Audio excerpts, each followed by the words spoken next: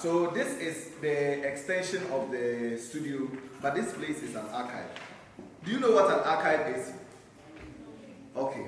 An archive is a place where we store historical materials. Like if you want to trace Ghana's history, there's an archive in Accra called the Accra Archives. You can actually go there and see historical materials from Ghana, Gold Coast, and also from Ghana's independence and the post-independence era. And sometimes archives are physical, and sometimes they are digital. When I say digital, I mean that they can be on the computer, on the internet and things, but sometimes they can also be physical like this. But it doesn't mean that when it's physical, it cannot be online. Sometimes when it's physical, actually, you can digitize it and also put it online. So in case something happens to the physical archives, you can still have it on the internet. Do you understand? Yeah. So archives are very, very, very important because they tell the story of mankind and humanity and also the story of life in itself. And sometimes the archives themselves are life. You know what life is, right? Yeah. The life that you have inside you as a person. It doesn't mean that it's only human beings that have life.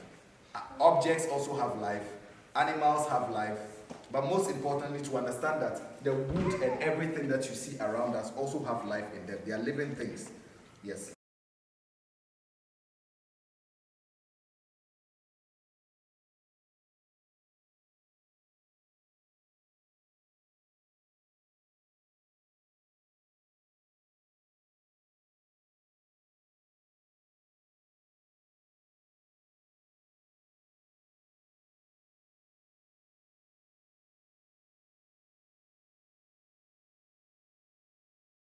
Have you ever seen a train before? Yes. Where did you see the train? Where? Tell me. In the house. Hey, where? Then I have to come to your house and see a train. Or you saw it on the television. Where? In the house. Did you see a car or a train? A car. Yes, but there is a difference between a car and a train. You understand? Okay, I'll show you a picture of a train.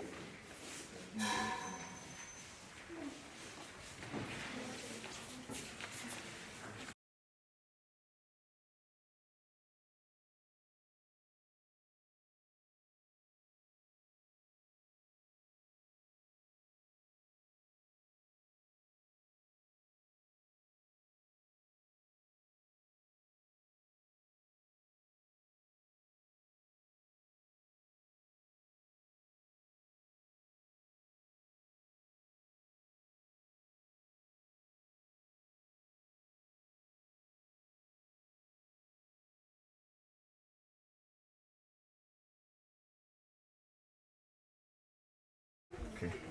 Now climb onto one of the seats. Take one seat. Good.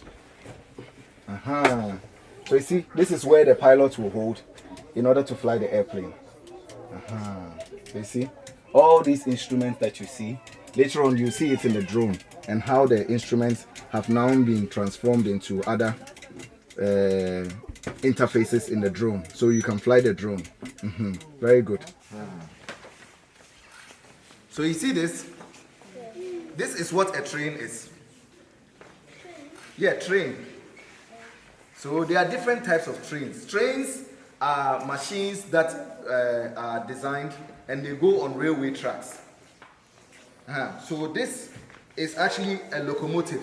Say it after me. Locomotive. Locomotive. Locomotive. Locomotive. So the locomotive is the head of the train. You see, sometimes when you have trucks on the road that are transporting food, the long trucks on the road, they have the head, and then they have where the food is. So the head is called the locomotive. That's where the engine is. That's what pulls the whole train. And trains are used for transportation, either for goods, services, or for many other things. In Ghana, the railway, which is the trains, were introduced in the early 1900s and the late 1800s by the British during the colonial days. And they were using it actually for the exploitation of raw materials and resources. But in the post-independent era, it transformed from the Gold Coast railways to the Ghana railways. So in pictures like this, these are all archives and historical materials, as I was talking about. See, This is an old photograph. In about 6 years' time, it will be 100 years since this photograph was taken. Wow. Yes. So this was taken in 1927 in Liverpool. And there were actually buildings like this that were constructed there and then taken apart and brought. Do you believe that you can build a building like this and then take it apart and take it elsewhere? Is it possible? It's not possible, right? Yes. Yeah, but it is possible to be able to transport a building across space and time. Wow. Yes. So these buildings, some of these buildings you find in the south of Ghana, in Sekondi and other places. So the name of the wheel of a train is called a bogie. So this is how one looks like. It's very big and it's made of steel. It's pure metal. To show you how big it is, you see this. Take me a time. Do you see? So these are the bogies. And to show you, this is the wheels actually go on the wood I was showing you. You see these things? The things here. They are the suspension of the bogies. When you're in a car and you are moving, something needs to absorb all the shocks from the road. So you see this small thing? Yes. Just stand here, don't move. I'll show you something. This is that small thing that you see. You see how big it is? Yes. So that should tell you how big the bogie is. So these are the original slippers that were used in building the railway track. So these objects that you see here, remember I told you they have life? Yes. So these are 120 something years old. They are very, very old. These are the original slippers. So if this could talk, they would actually tell you the history of Ghana in relation to the colonial times, the exploitation and all those things. You can understand? Yes. Okay. And you have also archives of like post-independence Ghana. Kwame Nkrumah. You know about Kwame Nkrumah? Yes. Yes. Everyone knows Kwame Nkrumah, right? Yes. Yes. So Kwame Nkrumah is the first prime minister and first president of Ghana. And he did so much to build this country during that era. There were factories and many other places that he built. And a lot of these documents are actually coming from some of the old factories that were demolished some years ago. So all these things are part of the archives, as I was telling you about. And all these cabinets are also coming from the railways from the last 120 something years. Wow. So these would have been the things that the workers would keep their tools and other things in it. You know that when you go to your classroom, you have your cabinets and you keep your books in them. Yes. So this is almost like the books that you keep in your cabinets, but in the railways, they keep other things inside. They keep spanners, engine parts, and many other things. So that's why you have the color like this, all this engine oil and things that are appearing on it. Yes. So I'll show you some other archives, which are drawings. So let's go to this side. So these are some of the drawings that the artist would make. Later on, you see some of these buildings. Shepokana Tony. Let the kid, let the little ones come out. Come now. Come now. So you see the artist's drawings. So the artist will take time to make these drawings before the drawings actually come into reality. Yes.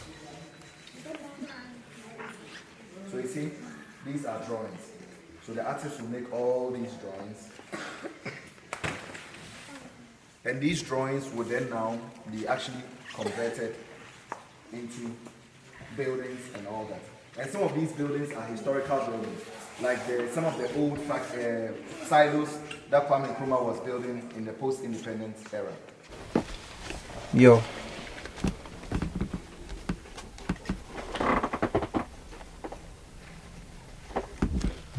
So minus plus plus. How do you think it would be if you had a train as a classroom or an airplane as a classroom? So those are very important for new forms of imagination, so that you can think about the world differently from the way it was before. Okay, so let's push this one back inside. Don't put your fingers there, slowly. Okay, so the throttle is up or down? Down. Are you okay? Yes. Up or down? So positive, up, negative, down. Are you okay? Yes. So your is rotating to the left or to the right? You understand? Yes. So that one to negative to the left positive to the right. So this and this is what we call throttle. So let's write throttle. Yeah, write it on the side, yes.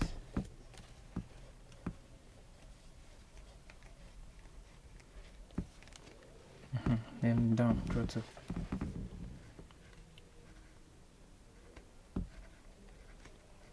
Good. And then over here, you put plus in bracket, plus. Yes. Then minus. Very good. So let's draw the remote controllers. Let's draw. No. Just do the simple box. Yeah. Rectangle. Yeah.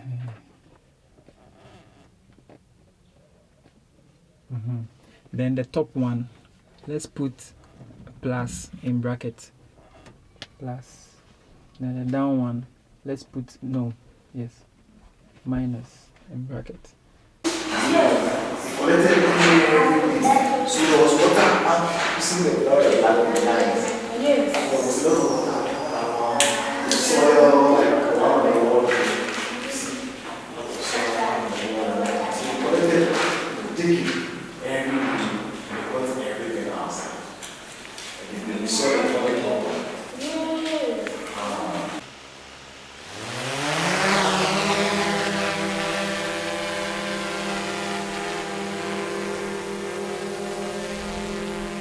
So slowly, just watch here.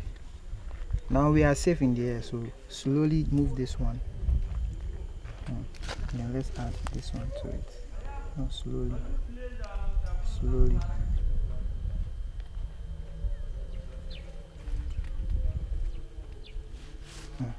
So where is it? Okay, it's here. So we are going to bring it back. The same way we are going to apply the two. We are going to apply negative throttle and then positive pitch. Now it's facing us from where it is, because we can see ourselves from somewhere here. So let me stand behind you. So now we are going to bring it closer to us. So, but then we have to use the camera to locate us. This is where we are. Understand? So we bring it down and forward at the same time.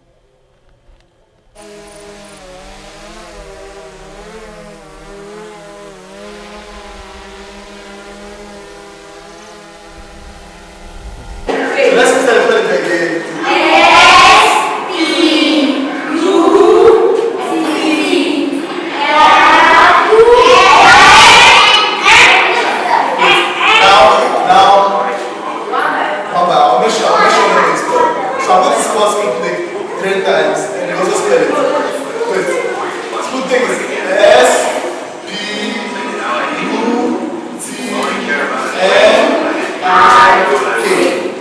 So this is the same footage of the same place at a different time.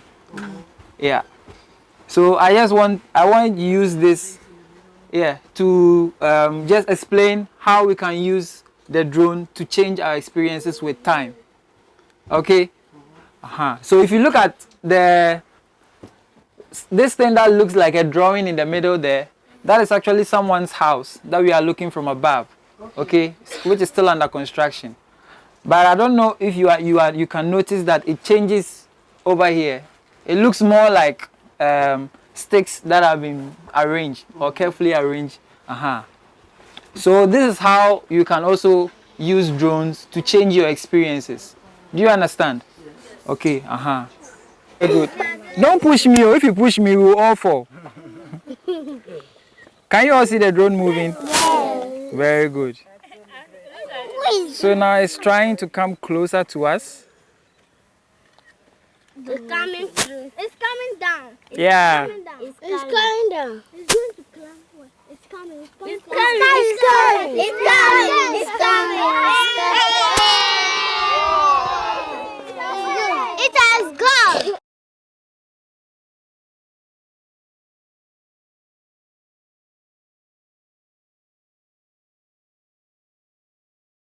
So with our own, we have 4 propellers. Just unlike this one, it's just one. You understand? That's what is in front there. So the one at the front there is we have the engine attached to the propeller. So our own too, we have motors. Yes. You get it?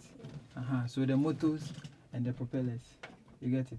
Yeah. So the engine is what spins the propeller, and ours the motor is what spins the propeller. You understand? Yes. So at that point the engine is started. You get it? Yeah.